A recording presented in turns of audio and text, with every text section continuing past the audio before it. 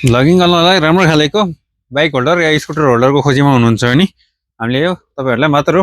1250 रुपियाँमा एकदम दामी मेटलको बाइक होल्डर लिएर आइसकेको छौँ भने यो चाहिँ 360 मजाले घुमाउन मिल्छ। यो चाहिँ बाइक